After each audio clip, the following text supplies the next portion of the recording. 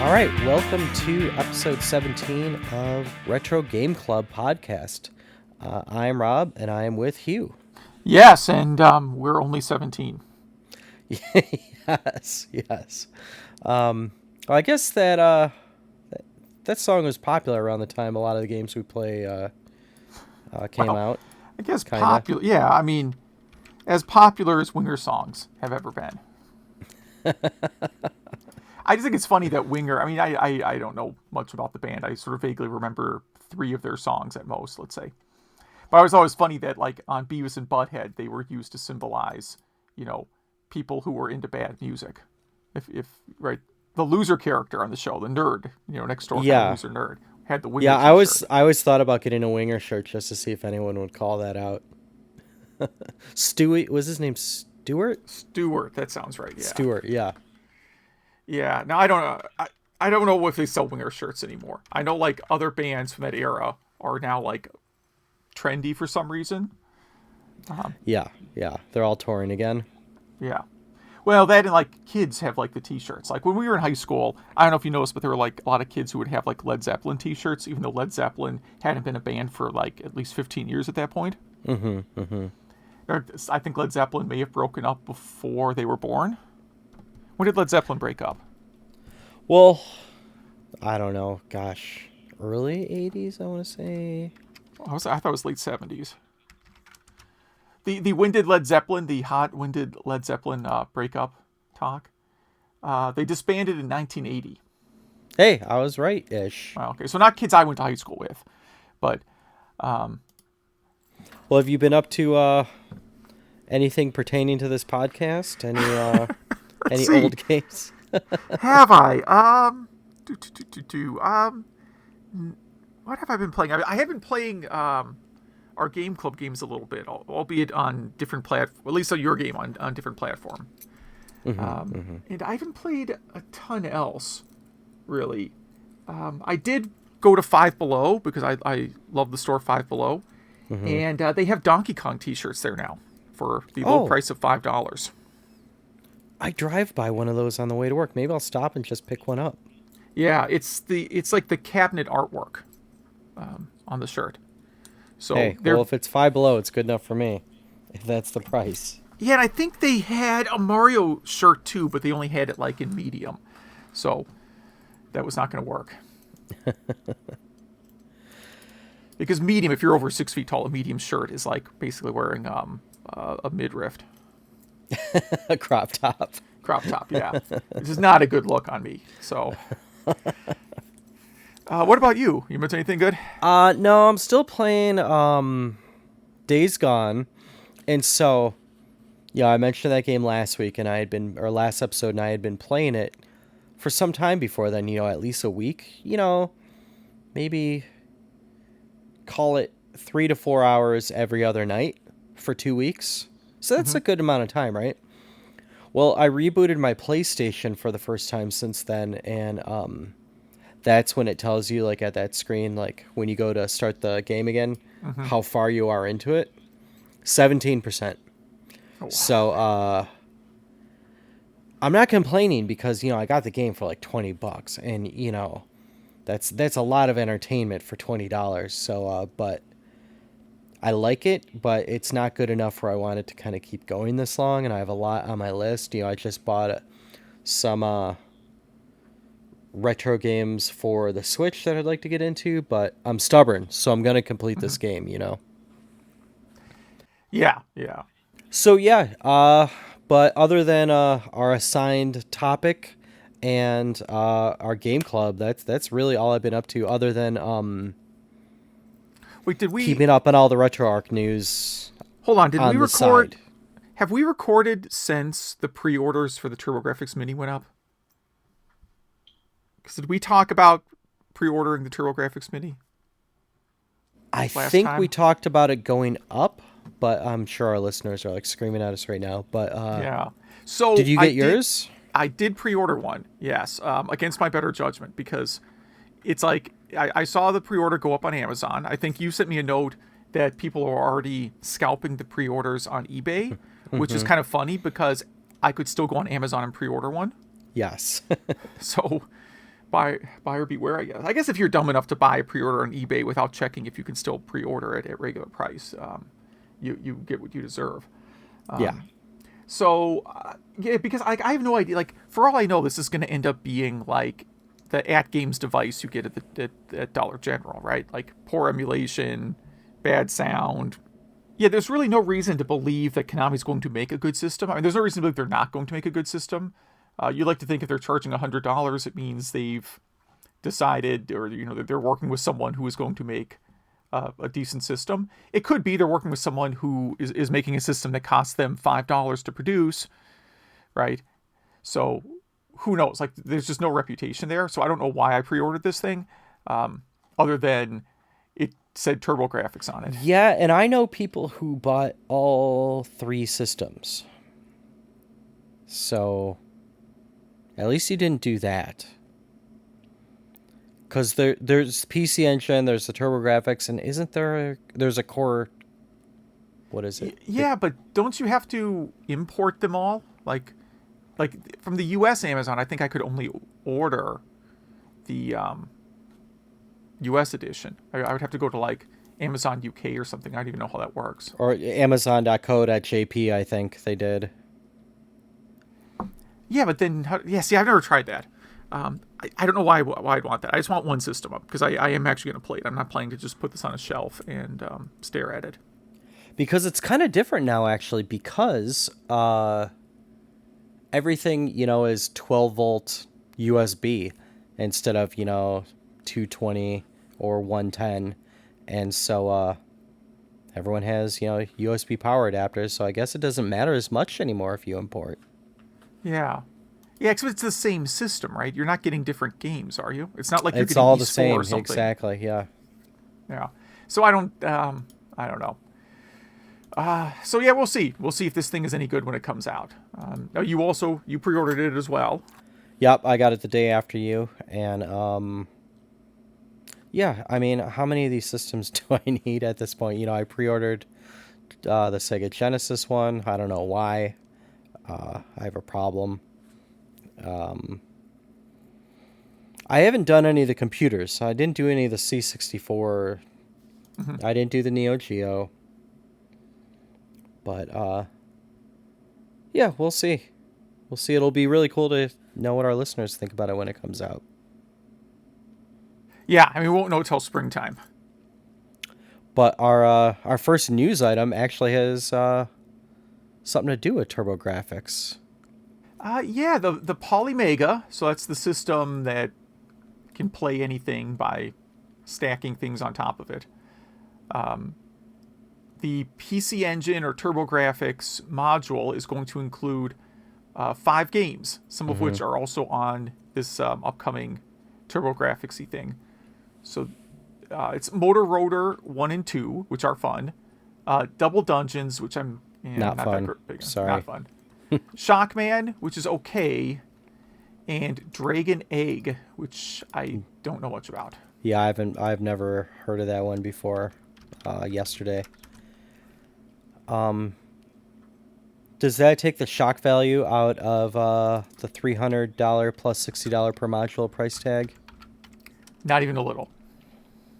Yeah, and this story is on NintendoLife.com. They don't seem too hot on it either. Like, it's cool, those are expensive games, some of them, if you want to buy them, but yeah. Yeah, I mean, I like some of the things Polymega is doing. I mean, I like the idea of you're making a system that's intended to play physical media. It's not, about loading up a bunch of ROMs. It's all about you're going to put your actual disc or cartridge in, and it's going to be region free. And we built a light gun that works with modern TVs and all that stuff. I guess the problem really is that you just don't have. One,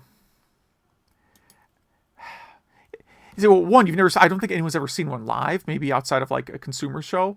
Mm-hmm. And the other problem kind of is like the price, as you mentioned. I mean, you can pre-order the PlayStation 5, I'm sure, for less than the Polymega. Well, and also, RetroArch, you could do most of the stuff now. Yeah. Yeah. Well, especially when they add, which we talked about last episode, when they add support for playing physical CDs. I think that's a pretty makes it pretty comparable to what the Polymega is trying to do. For free. Yeah.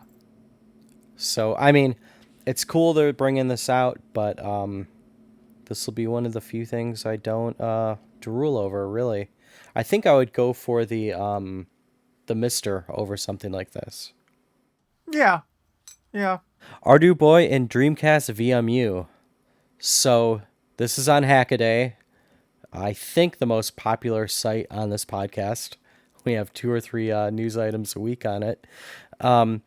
So this packs a tiny Arduino, sorry, that's hard for me to pronounce, a little game system inside a real Dreamcast VMU casing. And it looks really cool. And there was a story like this before, but now there's a full how-to video on it.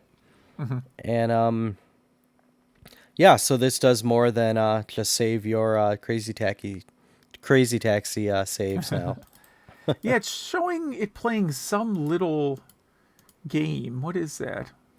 Some I kind was of like, watching the video. I couldn't tell. it's called Castle Boy. It looks like a Castlevania knockoff. Another game called Circuit Dude. Yeah, I mean, it's a pretty impressive like a cool little project. thing. Yeah. I don't know the specs on it at all, but I mean, they can't be much. This thing's smaller than a Raspberry Pi Zero. Yeah. Yeah, but this stuff's getting cheaper, and you're getting more powerful stuff for less and less every day. So at some point you'll have a system that's small that's equivalent to, a modern day Raspberry Pi. Yeah, and then someday as powerful as like a PlayStation 4 Pro. But yeah, I'm not going to build one of these, but No, I mean, I would like, if there was some way to like hack the VMU where like you plugged it in through a USB, maybe there is, I just haven't looked for it yet, where you could just like write different software to the VMU. I assume there's got to be, obviously, you can plug into a Dreamcast controller and do it. That seems like a project I'd probably enjoy more, is like actually trying to program stuff that ran on the VMU itself, not something that ran on like a computer inside the VMU. it seems like, man, if Pokemon could have been on the Dreamcast, that would have been a marriage made in heaven, because with the VMU, trading Pokemon, battling Pokemon, seems like a missed opportunity. Yeah. I mean, I think the VMU is one of the coolest game accessories ever. It just feels like so much unused potential at the same time. Exactly, and I think it was really dogged on at the time. But, yeah.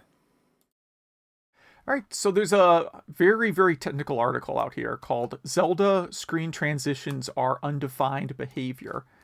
And this talks about how, like, they shift, when you, in Legend of Zelda, when you shift between screens, the screen, shifts, essentially, right? There's this big block. It talks about, like, some sort of programming hacks they did to accomplish that. Because it's apparently not something that the system was intended to do. Yeah, so when you go to a different screen in Zelda, everything stops and it shifts to that screen you're going to, right, left, or up or down. And the Nintendo hardware supports the right and left. And if you can picture a Zelda screen, the top fourth of the screen is like your life, what you have in your A and B buttons, and your map and your gold and stuff like that. Per the Nintendo's hardware, it should all scroll together. There's no function or anything that should allow this to happen. And it talks about the hurdles that the team went through to do this. Yeah, I mean, think how much better Zelda is for having those transitions. Like if it just if the screen faded out or just kind of did a more jerky transition, it would really make the game kind of annoying. You know what I mean? Like this is kind of the difference between, or this is why early Nintendo and even modern Nintendo is like a better game developer than most companies, because they think of like these little sort of polish items that other companies just skip over. Now, in reading this, did you understand? Were you thinking about the Genesis game you're programming and Well, how difficult this would be? yeah, oh, yeah. Well, it would be a pain. The reason I didn't do this is because I'm sort of like in this horrible demo I'm writing. Like you're in a 1989 shopping mall, and as you transition scenes, like you have to change all the palettes too, right? So in Zelda, this works because they're not swapping palettes when they go between regions. They kind of just have one palette, or however many palettes. Like they're not doing a lot of shifting. So then, as the screen, like if I did it, like the part of the screen that was rolling off would start to change into all kinds of crazy, funky colors. So I intentionally did not do an effect like this because I wanted each store to have its own set of like 3 palettes, with the 4th set of palettes used for the sprites. I mean, this really dives into the nitty gritty interference with other registers, and Yeah. Yeah, this thing's kind of a little bit over my head because I don't know NES programming, so it's kind of a tough read. but yeah, if any of our listeners, if any of you are programmers or really like the technical details, and this has a bunch of pictures and that really help explain what they're talking about, it's really cool. I mean, these guys are pretty much scientists. Yeah. Makes you appreciate the game that much more. In terms of, I kind of find this to be a neat but useless hack, which is using your Game Boy Advance as a Bluetooth controller. So it's Another a hack a day. Yeah, another hack a day, and yeah, kind of a need. I guess maybe if you were playing a Game Boy Advance emulator and you wanted the control, I don't know. It's cool. Like this looks really. Whoever thought this up is also like a mad scientist, but Yeah. I don't know. I just don't see the use for it. But I get a lot of stuff on Hackaday isn't just like, I built this because it's useful. It's like I built this because I want to learn something or because I want to see if this was possible. Yeah. So yeah, it's funny. You kind of read through this thing, and then it says, the only real use for this is using it as a controller. So it exploits Game Boy Advance's feature where if you want to play head-to-head with a buddy through the link port and that person doesn't have the game, you still can do that, which I don't know if I realized that. And this uses that to exploit it and put it just in USB mode, so you could just plug this into your computer and use it as a controller. Yeah, it's also used for, I assume it's used for the GameCube games that have a second screen on the Game Boy Advance.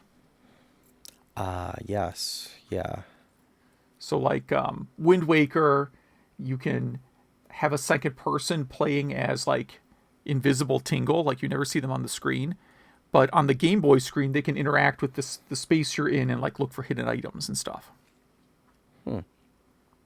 It's a short list. That would be kind of like a fun. If you ever want kind of a weird niche topic, it's trying all the GameCube games that have the Game Boy Advance link. That is a good idea. It's a small list, and they all are very. It's a very eclectic list. That's cool. Yeah, it's funny. Nintendo did more with the GameCube and the Game Boy Advance working together than. Remember when PlayStation 4 was supposed to work with the Vita? And ways like that. What a nightmare! Have you actually tried to do that? No. Oh, so what you can do. So if you have a PlayStation 4, like let's say hooked up to your family TV, and I don't know, you want to play a game, but someone else wants to watch a movie or whatever, you can allegedly, according to the documentation, you can essentially stream that game to a Vita. All right, which sounds pretty awesome, right? That sounds awesome. Yeah. Oh, yeah.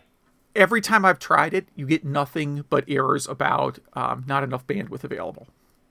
Even if you're on the same really fast network in your same own house. network, 54, the 802.11n or whatever. Maybe 802.11g might be the only highest supported by the Vita. Whatever the fastest wireless network you have in your house, it will not be fast enough. Now, maybe if you find you can definitely hardwire the PlayStation 4, to a LAN cable, and maybe I don't think you could do the same with the Vita. There's no port, at least. Probably not. Yeah, Maybe if you just hardwire it to the PlayStation 4, it'll actually work. I can't figure any way to do it because the Vita would actually. First of all, you can also allegedly use the Vita as a PS4 controller, which is great because a PS4 controller costs almost as much as a Vita. But that also works about as terribly as the streaming your game to the Vita screen. I have vague memories of, didn't they have ads or something where there was like a Ninja Gaiden type game where you were throwing ninja stars from your Vita and they're showing up on PS4? Am I thinking of something else? So it could be. Now, early on, they advertised this thing where you could start your game on one system. It was probably PS3, and then finish it on the Vita. Basically, you could play the game on the main console and then, walk around with the Vita and play it. But then they never delivered that, and then they got hit with a class action suit, and everybody who bought a Vita got like a free game out of it. I got a free game out of it. I don't remember what game I got. Wow, yeah. I got free games when they got hacked, and then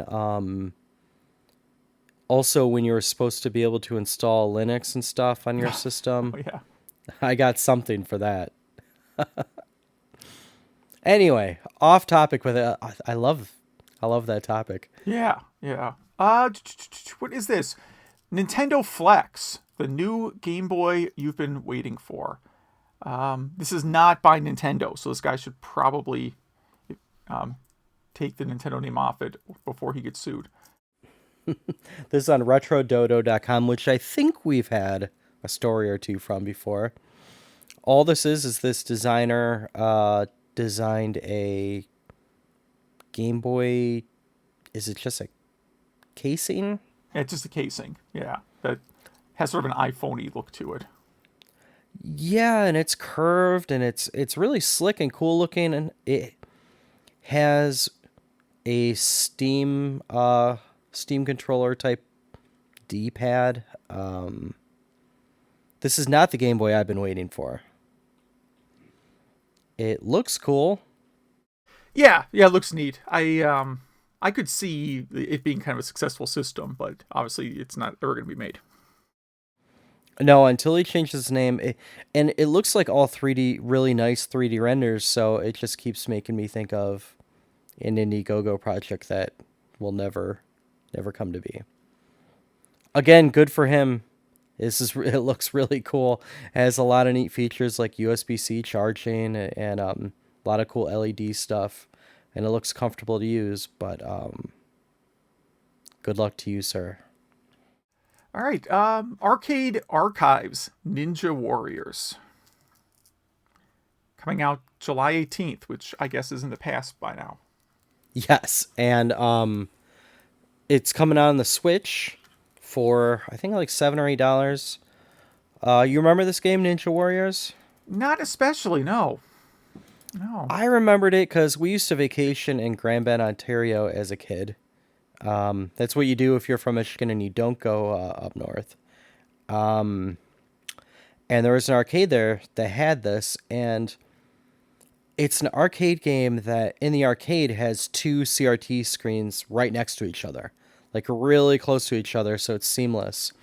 So, it's kind of one of the first 16:9, I guess, experiences I've had. And you play one of two ninjas who is also a cyborg, so as you take damage, it shows more and more of your robotness, kind of like in Terminator. Mm-hmm.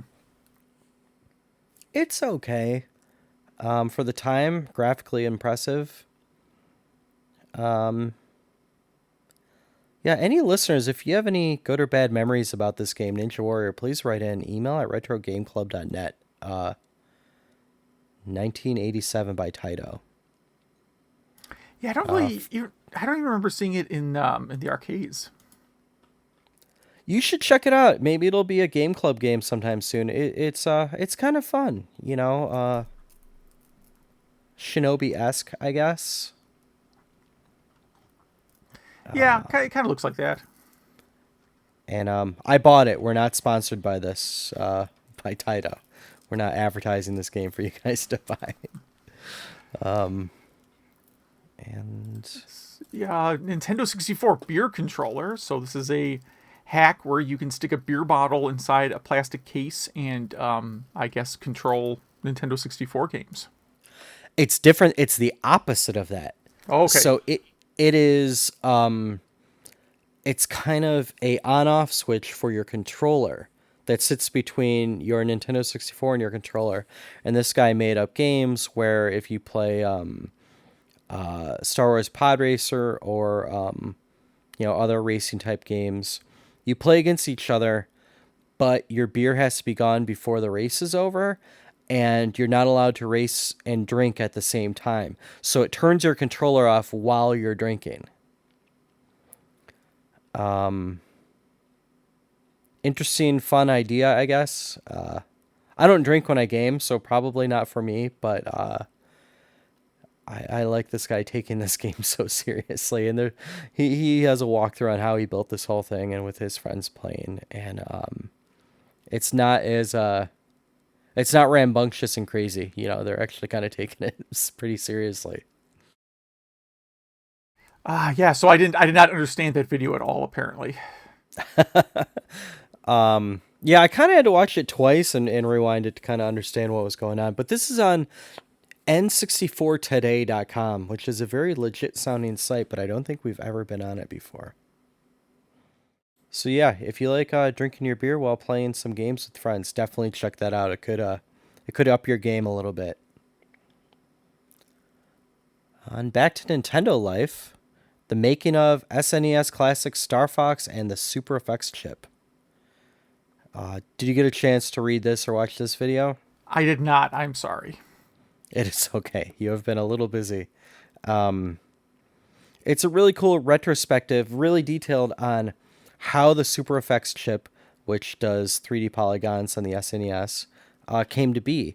How these two guys were noticed by Nintendo at, I think, E3, one of the trade shows. And they pretty much flew them out to Japan, and they started working on tech demos and how they wanted, I think, Pilot Wings to be a polygon game, but it wasn't working out. And these guys created the Super Effects chip, programmed this whole game to it, and Miyamoto pretty much sat behind them smoking cigarettes and directing the game as it evolved. And a really great video. I highly recommend anyone who is a SNES fan, even not a Star Fox fan, just SNES, to watch this video. I learned something. It was very entertaining. What do we got next? Space Invaders movie is closer to becoming a reality. I don't know if that's good news. Yeah, I mean, if you basically just did Independence Day and called it Space Invaders, that wouldn't be so bad. I mean, why even buy the rights to something? It's not like, what demographic are they going for? Is it because retro is cool again, or I mean? Yeah, there's a good chance of that. That would make sense to me at least. And it's a brand people recognize, and that's about it.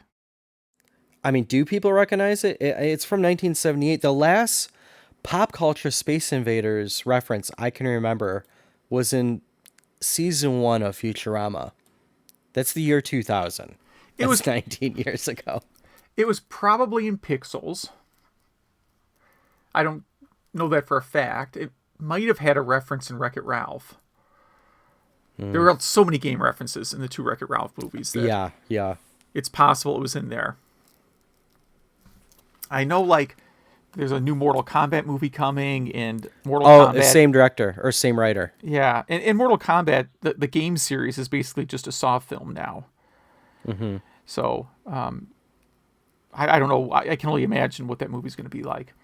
Those new games, what is it, number 11, Mortal Kombat is out now? It's been getting pretty good reviews. I haven't played it in a while, but have you picked up any of those newer ones? No, I haven't really. I felt like the game started to become a parody of itself around part 3.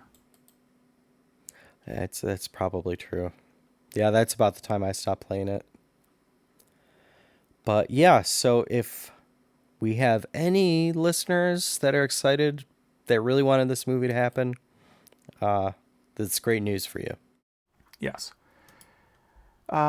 Game Boy themed Nintendo Switch. This is another product that does not exist, but now that we know that the Switch Mini is actually a product that will exist, people are making all kinds of models of what they would like to see.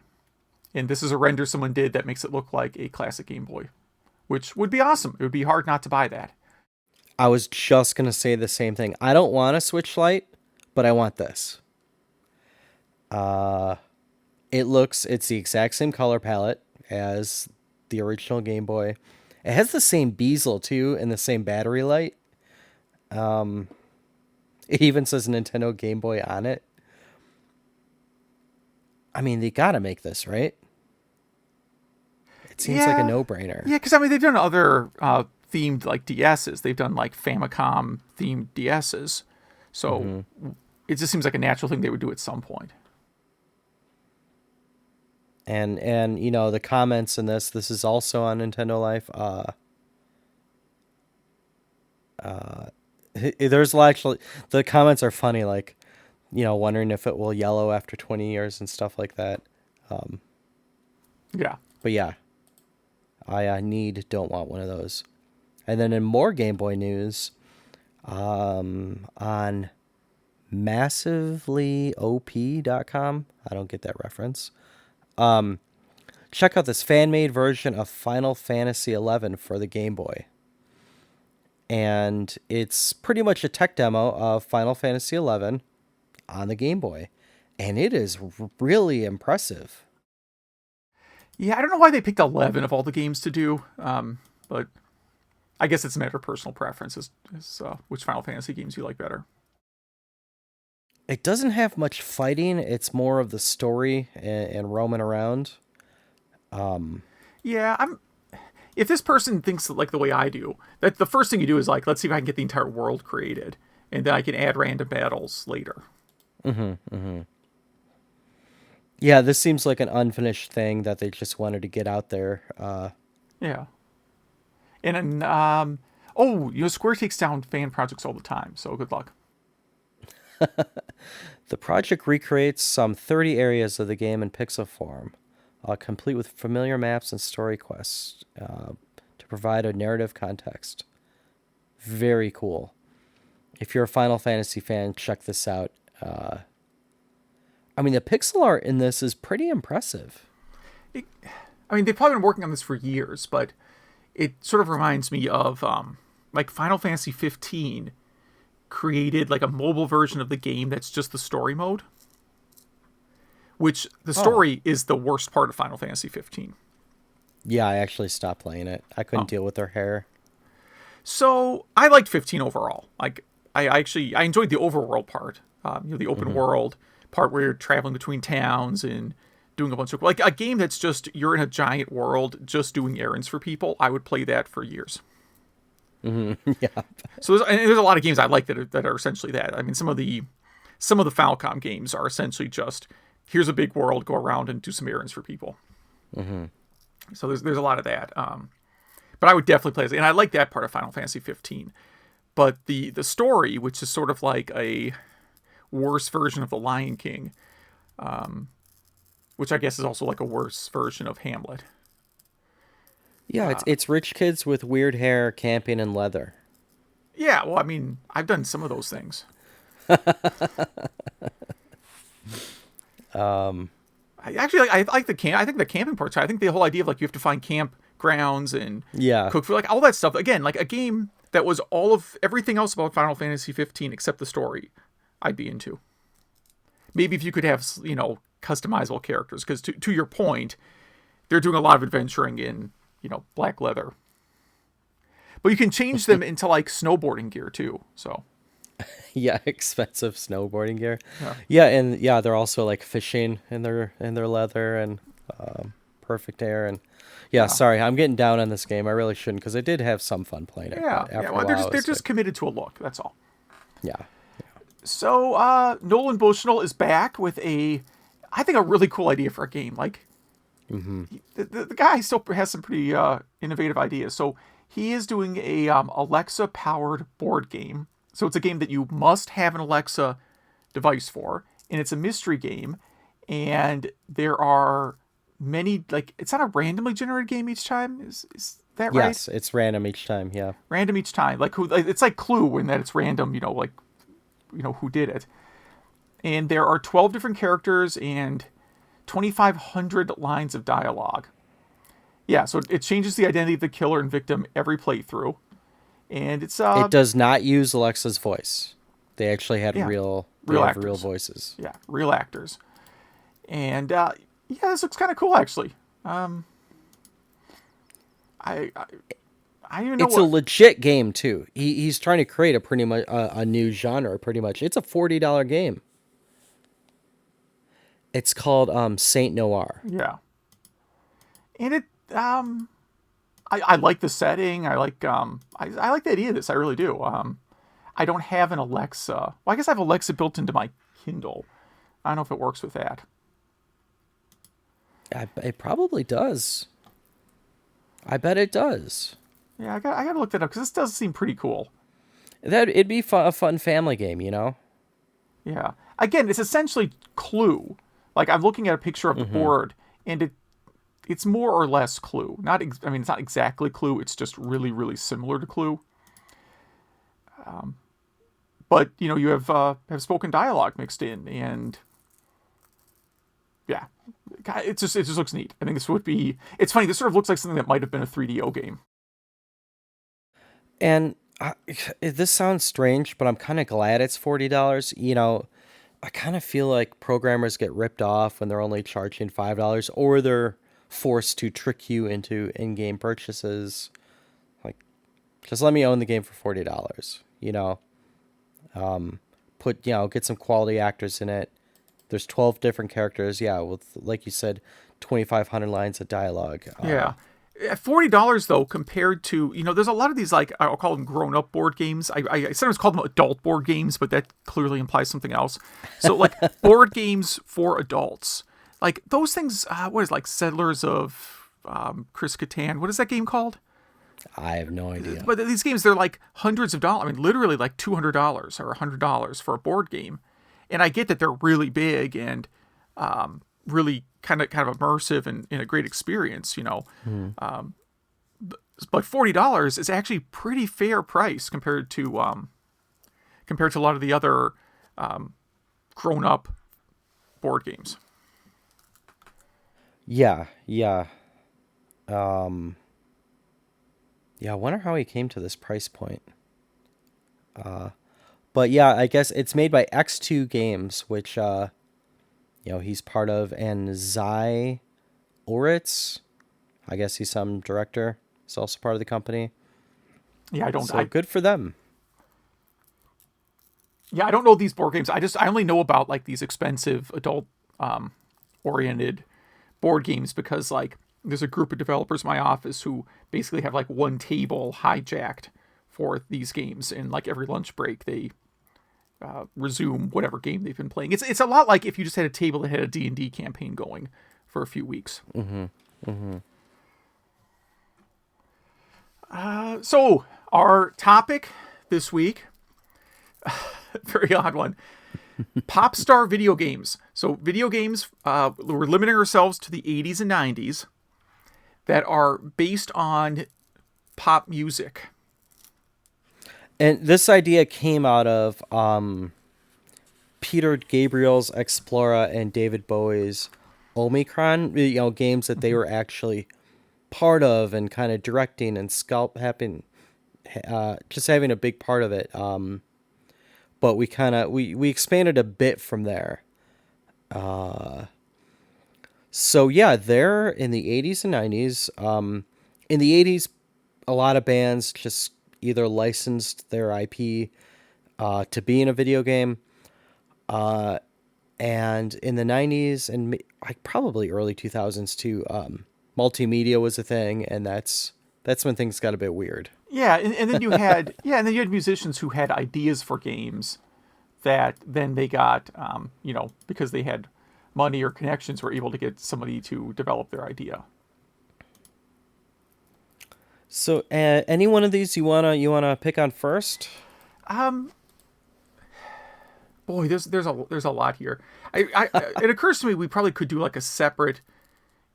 We talk about a couple of metal bands in here, but you could almost do like a separate like heavy metal version of this topic, because there are some games. But some of them, like in the old part of the 80s, or I guess what normal people would call the early 80s, you have some weird British games like the Frankie Goes to Hollywood game, which I tried over on archive.org, and I have no clue what you do in that game. I can't even really describe it. And then you said you tried the Thompson Twins Adventure too? I did. So Thompson Twins Adventure is a text adventure with graphics. So it's the kind of text adventure game where all the commands are through the command parser, through the text interface. But then there's a still image of the area you're in. And I'm not joking, I died on my first move in the game. So that's even more brutal. Like, I don't even think King's Quest V you can die on your first move. No. It's a very... And the game doesn't really get less cruel from there. Like, I didn't know the Thompson twins had, like, a backstory that could lead to an adventure. Yeah, neither did I. I was really surprised when I saw those two when I was Googling around for this idea. Yeah, now part of it is like it's a really early 80s game, and I don't remember when the Thompson twins had their big hit in the US or whatever. But I guess they'd been a band since the 70s, so the latter half of the 70s. And it's one of those things where they were, maybe bigger in Europe or in Britain for a while, like Genesis, right? Not the Sega Genesis, the band Genesis. Bigger in UK for a while, so then you have people, who are working on stuff for them before they were hits in the, a hit band in the US. I don't know, are they technically a one-hit wonder by US standards? I think so, yeah. Yeah. But then, so if we're sticking, we kind of have these in two categories. Our main games we're talking about, and then our honorable mentions, but I think we're actually going to dive into a little bit of the honorable mentions. But yeah, then we get into the 90s, into Make My Video. Yes. And that's Sega CD, right? There's Sega CD, yeah. All pretty early games. You had Marky Mark, of course, who's now Mark Wahlberg, and largely tries to ignore his early rapper days. And then you had Crisscross, who I think one of them is dead now. Yeah, one of them did pass away. And I think the other still works in the music industry in some capacity. Then there was In Excess. Again, at least one member, died somewhat tragically. Mm-hmm. And a CNC Music Factory. Where I always forget about that one. Yeah, that was... I won't say it was the least popular one, because I don't think anyone ever bought the In Excess one. Just because, like, it was an In Excess Make My Video, but it had... If I remember right, it didn't have songs that anybody had ever heard of. Like, at least in America. Yeah, or Australia or wherever. It was, because they didn't use, big In Excess hits. They used what were recent In Excess songs, which is different. Oh yeah, right. They didn't do like all the stuff from 1987. They didn't or whatever their do peak Sensation was. or anything. Yeah. So the stuff you heard of. Now the premise of these games is kind of cool. Like you're essentially directing a music video, so you have it's running like three screens, and it plays the song, and you basically are cutting. Like imagine they filmed 3 videos for the song, and you have to take the 3 sources and cut them together into one continuous video. Does that make sense? But how do they gamify that? So you get there's like a challenge mode where there's like certain things you have to have in each video. I'm trying to remember the exact rules behind it, but it sort of adds you want to have clowns or something in the final video. Whatever, there's not clowns. You understand what I'm saying? Like it gives you some requirements for what it wants to have in there. And then you can watch your final assembled video. So let's see here. Let's see if I can find an example of some of the And challenges. there's a weird intro with like, is it like a kid and his sister or something? Where Oh, yeah, there's something. it's so 90s. It is, yeah. Yeah. So they're kind of like, I actually sort of liked these games back in the day. I mean, none of them are like bands I was into. I just sort of thought it was like an innovative use of the technology. Right? That's kind of the key, is that to me, games that are like trying to do something different are always fun to play. Okay, so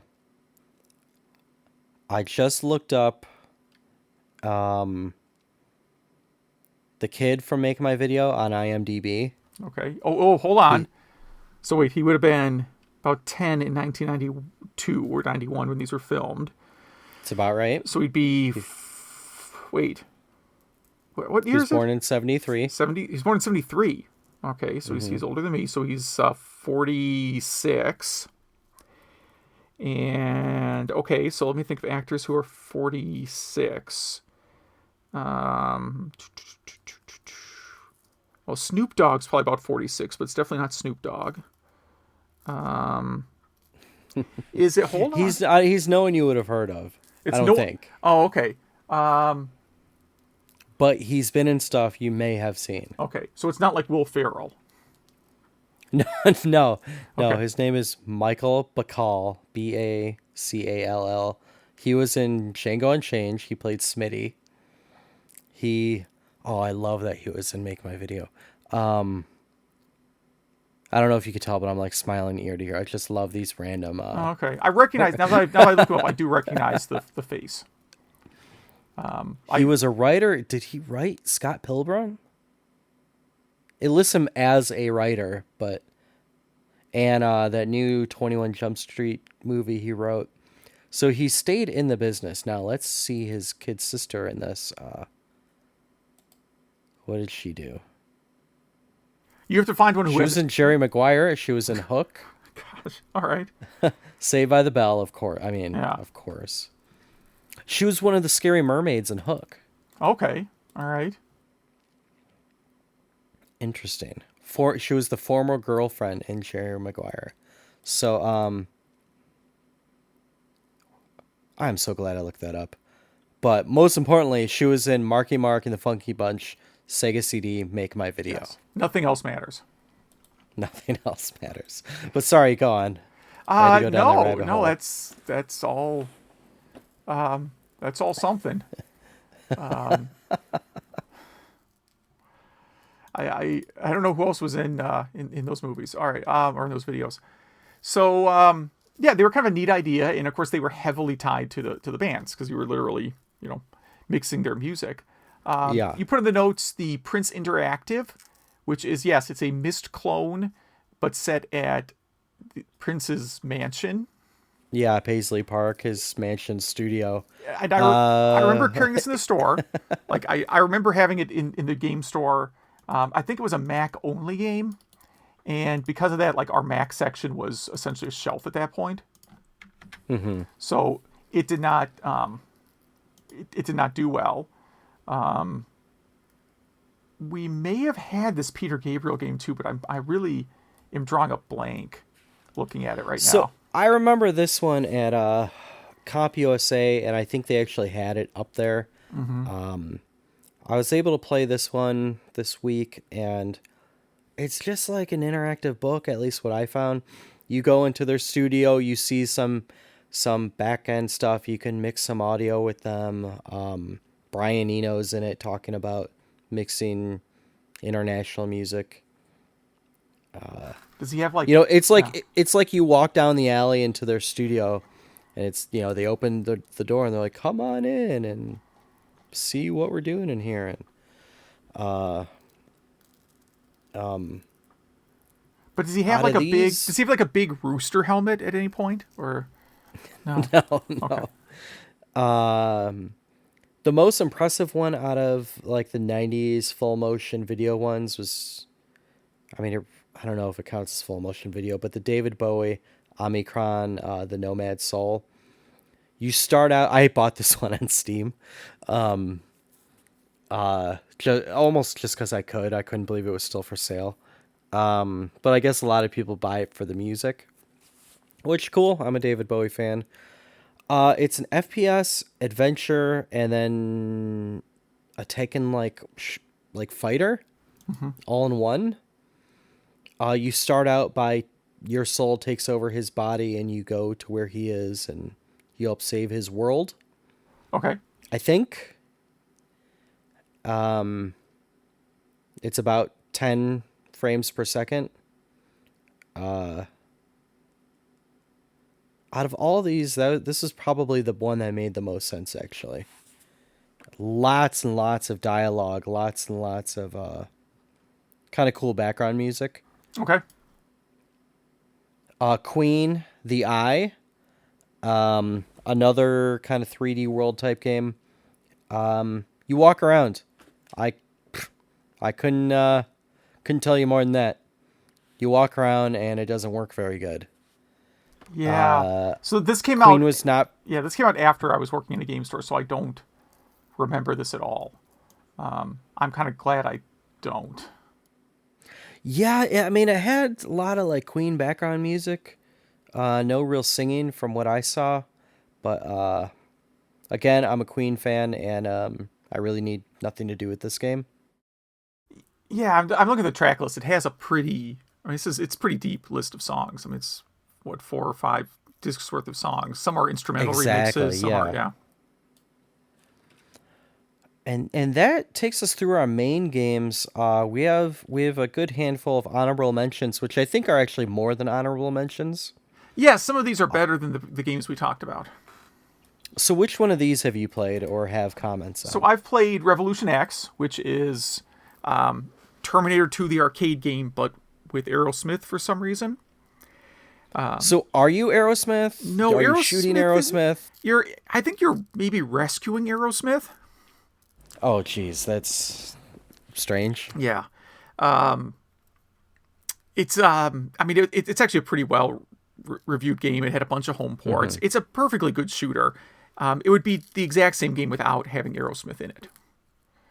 And it kind of came out at a time when Aerosmith was really I mean, I wouldn't say their career had bottomed out, but it was after sort of the heavy metal, hair metal. Aerosmith also wasn't a hair metal. I wouldn't classify them as hair metal, but I think the difference between hair metal and like heavy metal is whether like hair metal to me has always been like style over substance, if that makes sense. And Aerosmith, I mean, they've been making pretty good music since the 70s, so it's not like you can't really compare them to, I guess, Winger again.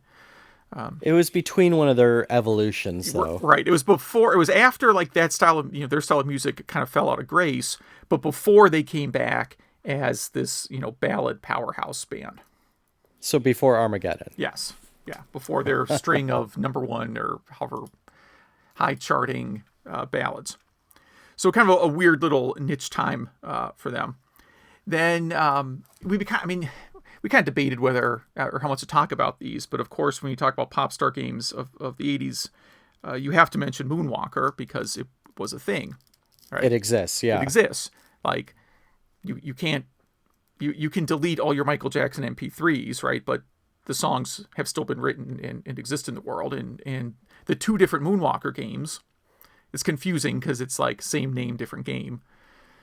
Those exist, and Michael Jackson was a part of the development team. I mean, he didn't write code, but it was sort of like based on his ideas. They were basically clones of like the Smooth Criminal video. And they're not horrible games. No, they're both kind of fun. Yeah. And the soundtracks are obviously pretty cool. Yeah.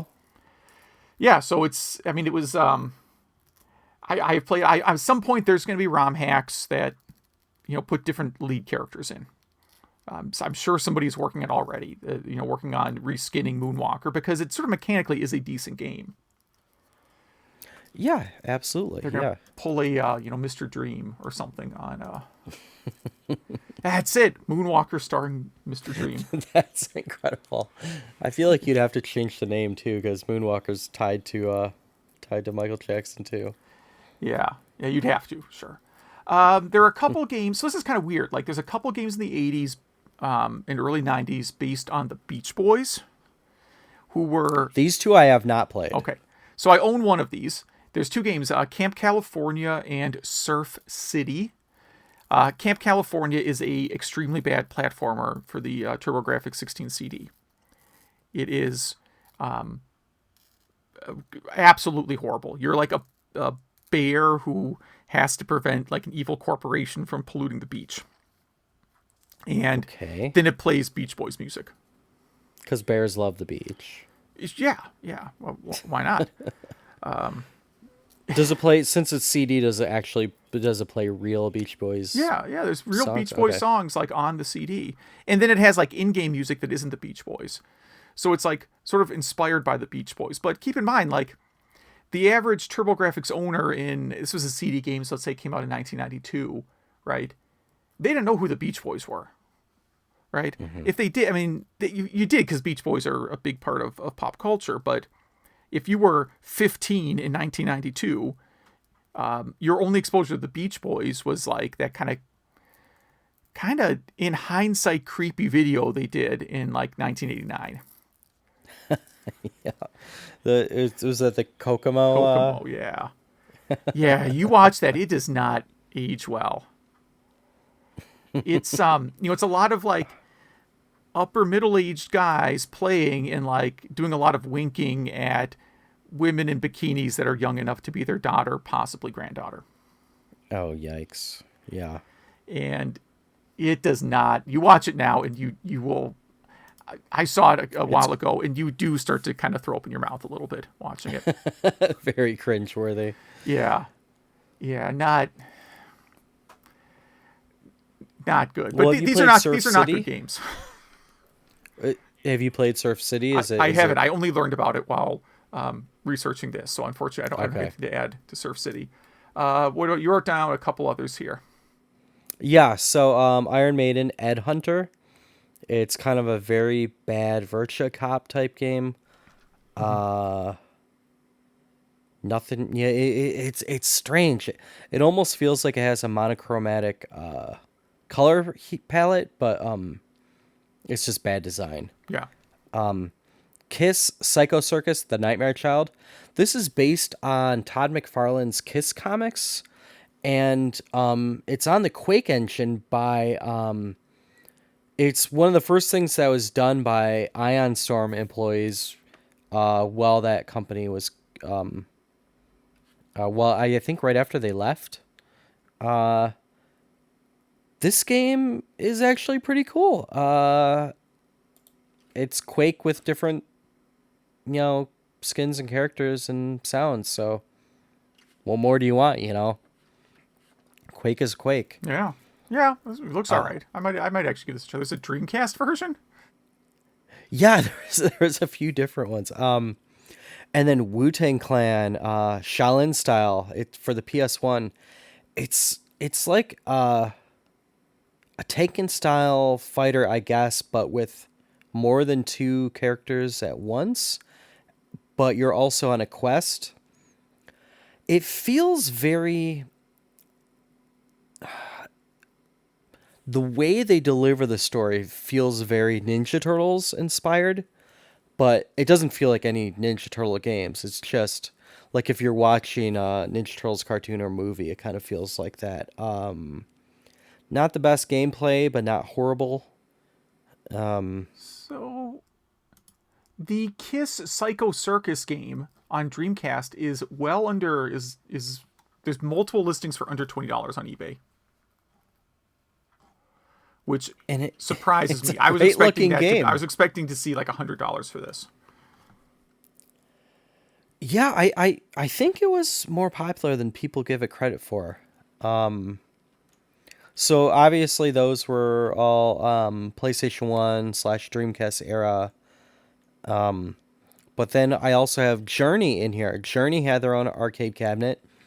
It was, I think, 5 mini games, and you play each character trying to save your instruments from these aliens. And then I guess there's a 6 mini game where I think you're playing a show, but you play the security guard keeping people away. Yeah. Keeping groupies away or something, yeah. So this game, this is like, if you read any old 80s video game magazines, you will see ads for this game like crazy. It is one of the most advertised games of the 80s, I think. And any arcade collector I've known, or, Facebook groups I'm on, anytime someone gets a Journey cabinet, it's a big deal.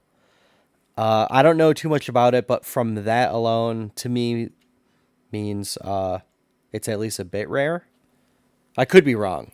I could be dead wrong, but it's not a bad game. It's actually kind of funny. They did a good job doing the pixel art for each musician's face, because it's like a big head and a little body that you play.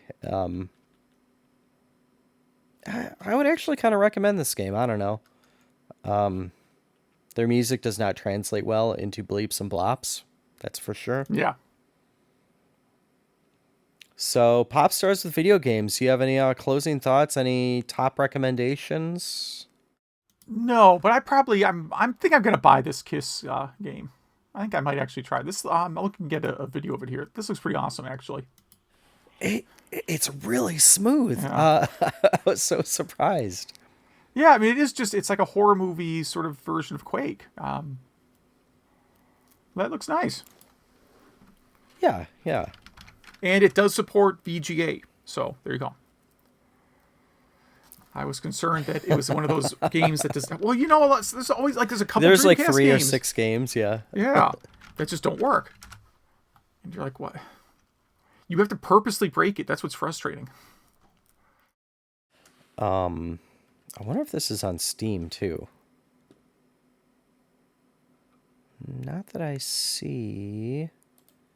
But yeah, it's on Amazon. You could buy this on Amazon for $15. All right. PC. Yes, and it's about the price of the Dreamcast game on eBay right now. I'd rather have the Dreamcast one. Oh, yeah. All right. Do you want to talk about Game Club games? Yeah, let's get into the Game Club. Let's start with yours, because I think it was kind of the better choice this week. Oh, really? I picked California Games because it's a very summertime themed game. And then I started playing it and said, wait a minute, I don't really like California Games that much. I like some versions. There's a lot of different versions, and it's weird how different all the versions are. Like, they kind of... It was on every system ever. It was on every system ever, and all of them kind of... It's like not the same... It's not like there's a common game engine that was ported to all of them, because they all kind of control a little bit different. Like, in the point, like the objectives of the game are a little bit different. So which ports did you play? I did Sega Genesis, which I only like the footbag game. I did NES, which I like none of the games.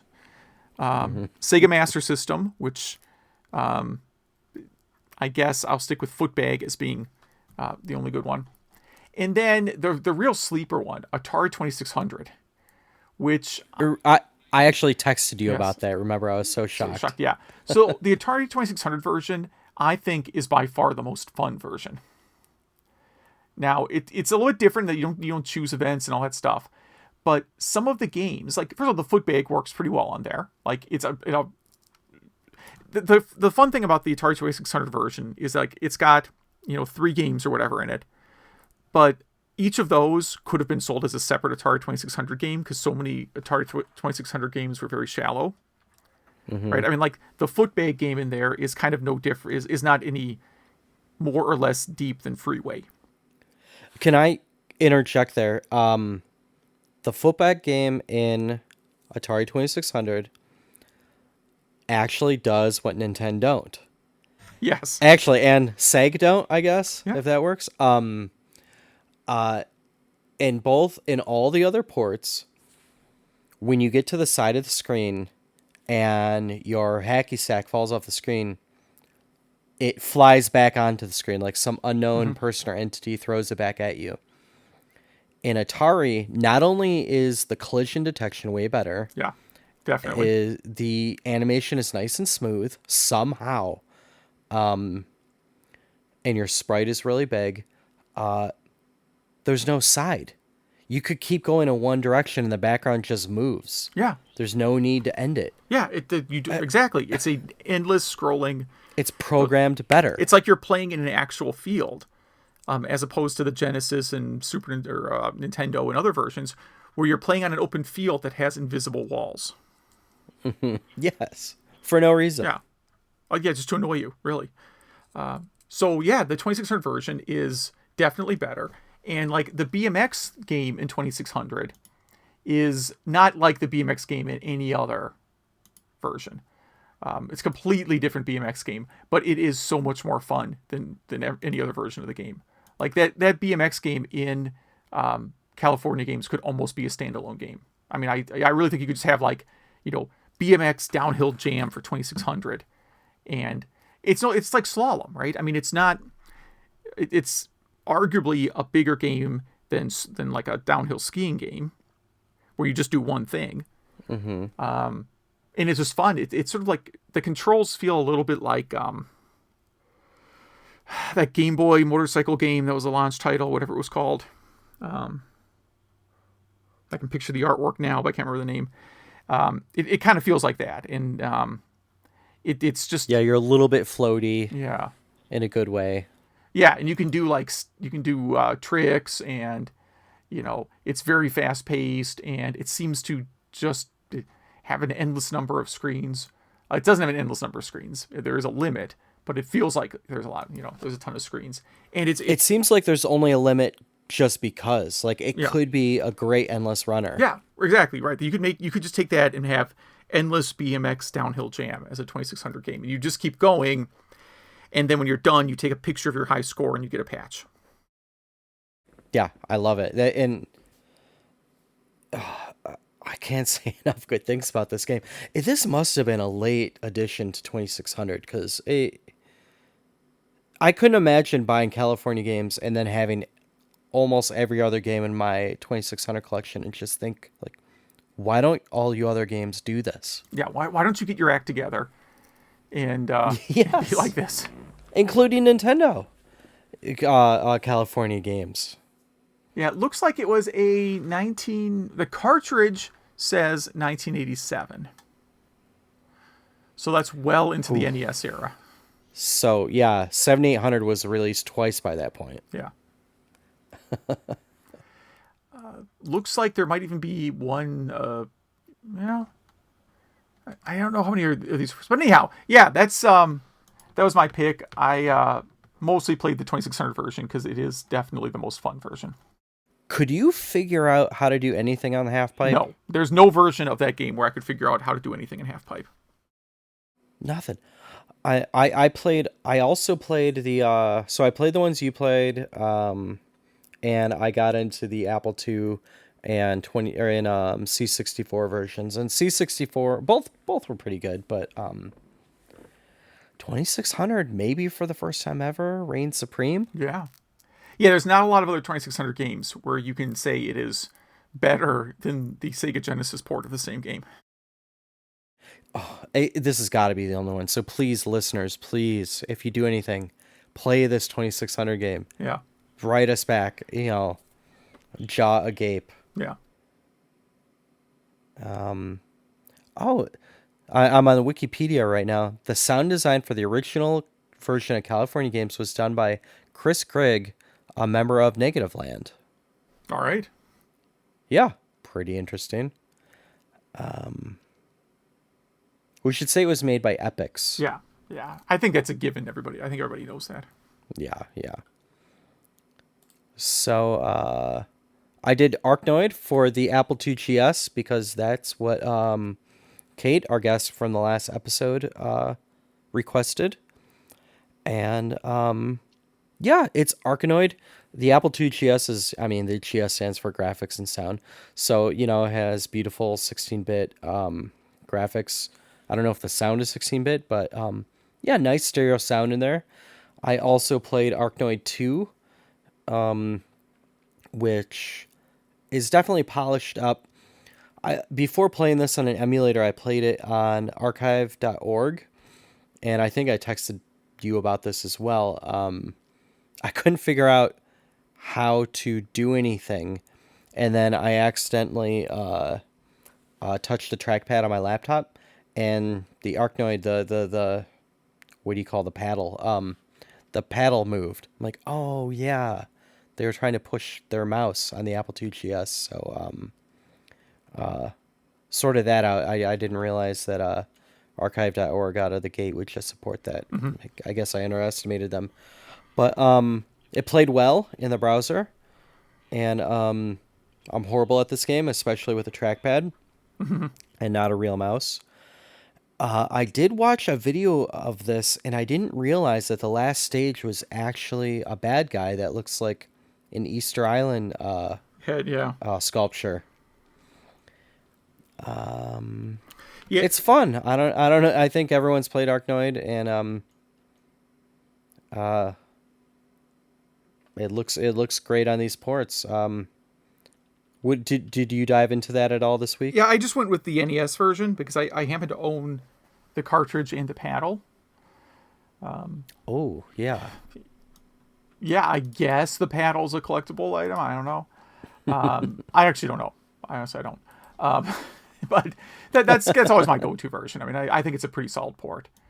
And without, you really have to have the paddle. It's hard for me to play on, any other control config. And yeah, it's Arknoid. And I also watched a speedrun for it this week. There was I think they called it like an AI developed speedrun, like a machine learning speedrun of Arknoid that plays like essentially a perfect game. And yeah, it has an Easter Island boss at the end. Wow, so how long does that take? Well, to teach, I'm sure a long time. So yeah, I was glad I dove into that. I'm always happy to do some Apple II GS stuff. The sad part is like I actually own this floppy and an Apple II GS, and I didn't turn either of them on.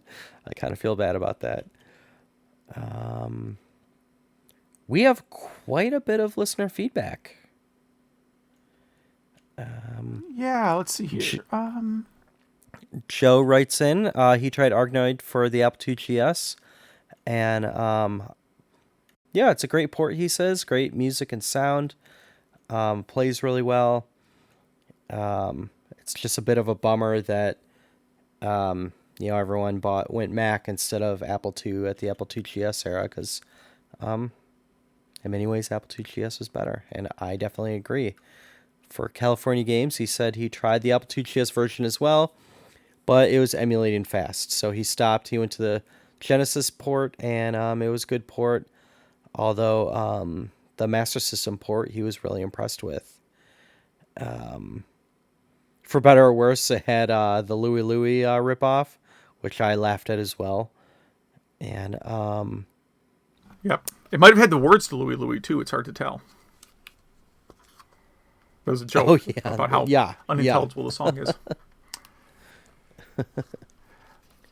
But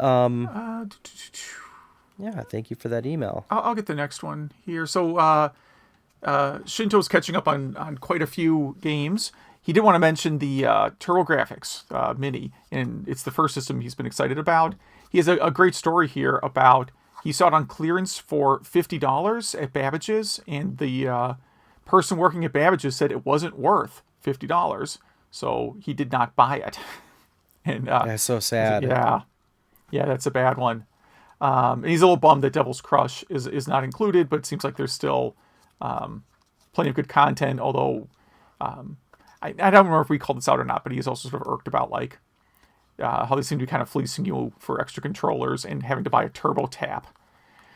So you can relive the experience of buying a system that only has one control. I guess it has two controller ports, but the original only has one, like the 3DO. So then about games going way back, Bust a Move was like one of our first episodes, right? It was pretty early. He played one of the clones, a lot of clones, but the one he played mostly was Frozen Bobble, which was on a Symbian smartphone. And he mostly likes the head-to-head mode in it, which I get. Gauntlet, he first experienced in the back of a souvenir shop in 1998. I had to read that like 3 times to make sure he didn't mean 1988, but I guess if it's the back of a shop, why not?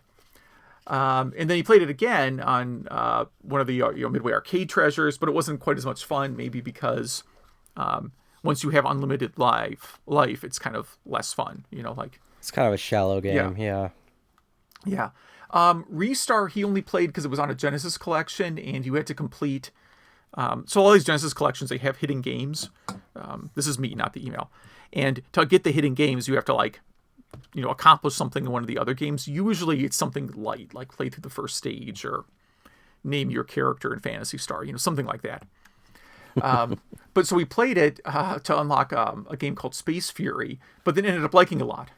So I guess it worked. He ended up becoming a fan of Restar or Ristar.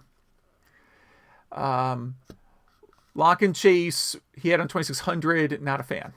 Thought that version was too difficult. I did not play that version. The Intellivision version is pretty easy. I can vouch for that. Ninja Gaiden, he is a big fan of the Lynx version.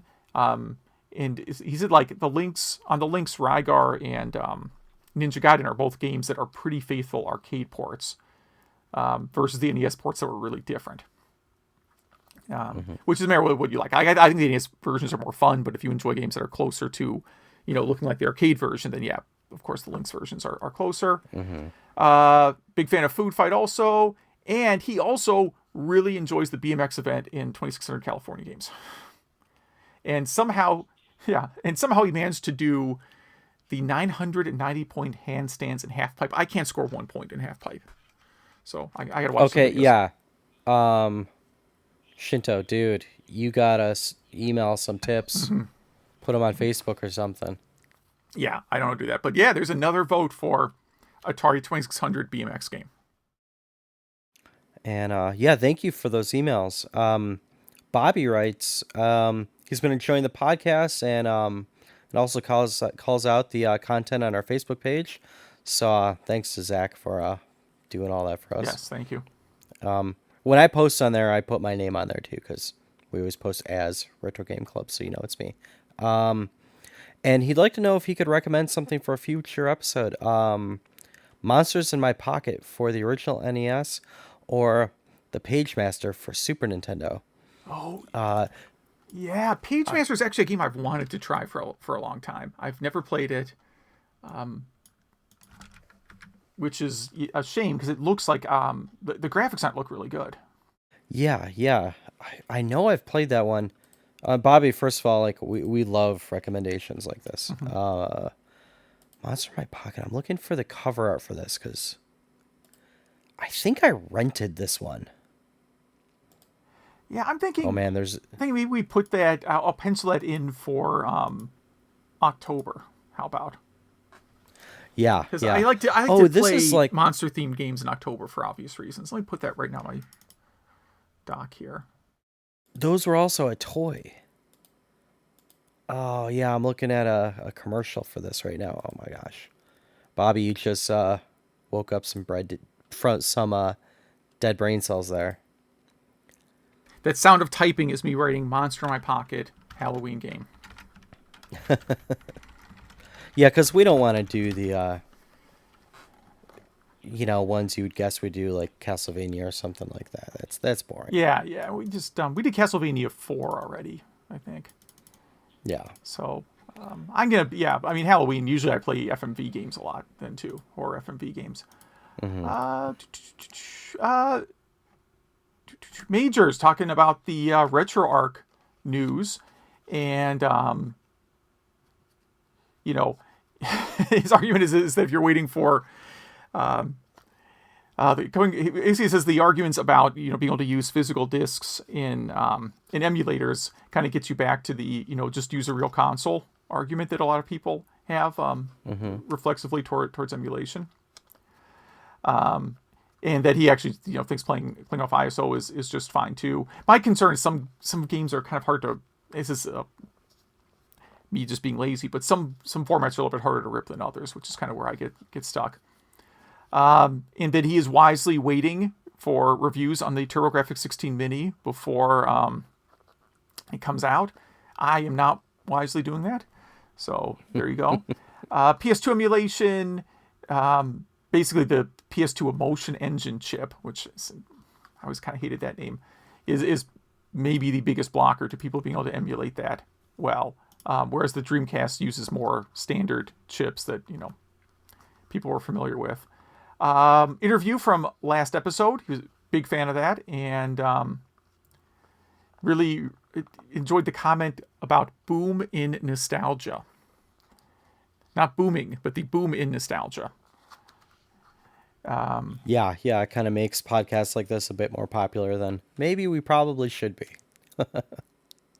He wants to know, is a question for you, which BBS software did you use? Back in his area, something called WWIV.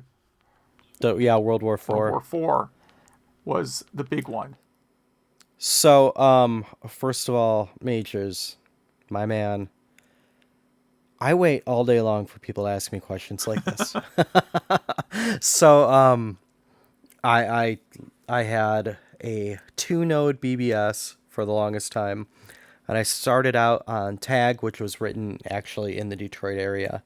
Then I moved to Teleguard. When Teleguard was hacked into Renegade, I moved to that.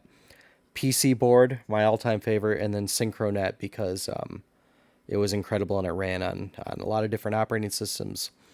And my bulletin board actually specialized in, like we did have an Elite section and all that, but I specialized in collecting BBS software. So any new BBS software of any flavor, a lot of times was uploaded to us first, which was really cool. And then I discovered my mom was going to university around that time, and I discovered her Telnet account, which was the internet, and I discovered MUDs. And that's when I stopped caring about BBSs, when I could play multi-user dungeons. So I hope you like that answer, and thank you for that question. First experience with an emulator. He was at a friend's house, and they had a Super Nintendo and Neo Geo emulator hooked up to the TV, which in the mid-90s was pretty crazy. And then that is crazy. He got big into Magic Engine, which, by the way, I used a ton too. I even bought a registered copy of it. Like, you can play it for free, but then I forget how you got. I don't remember. There were two different emulators at the time that I know I bought. One of them was like, send us $20 or whatever, and the other was like, send us any game. It was like their license. So that was good. Not a big fan of Arknoid, apparently. So, which I understand. Some people do not like that style of games. And then he gives a shout out to the Atari Lynx port of California games.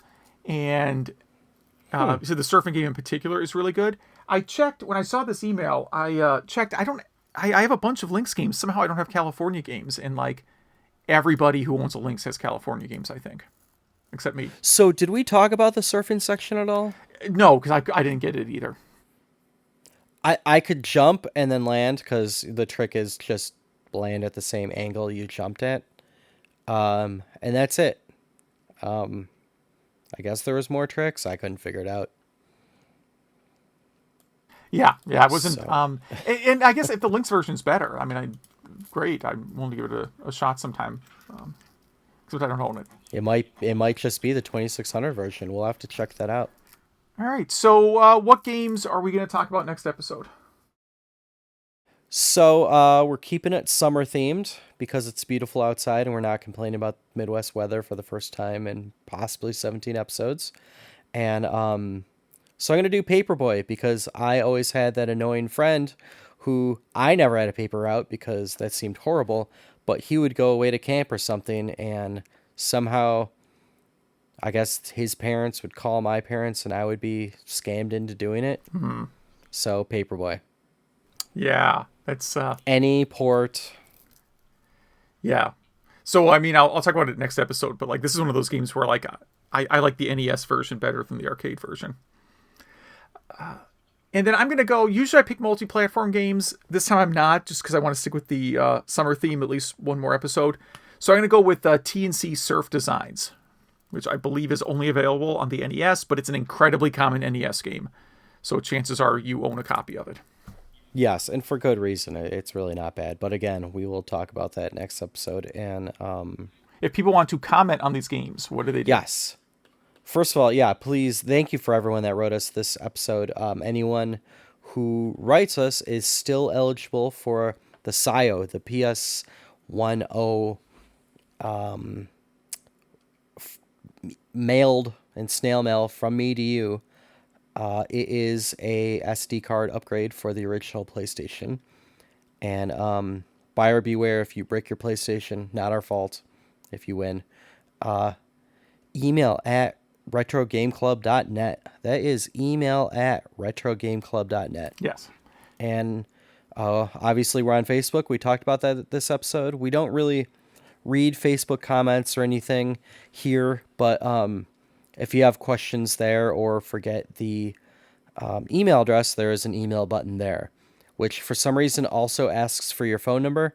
Don't give us your phone number, Yes. please. There's no way to turn that off. Don't give Facebook your phone number, particularly. Never, no. That's a terrible idea. But a great idea is emailing us. Email at retrogameclub.net. Yes. And wherever you download the show, we're on most of the sites now. So obviously, if you're listening to the show, you already know how to download it. But wherever you got the show from, please leave us a quick rating or review, whatever the site allows. And yeah, that's about it. And tell a friend.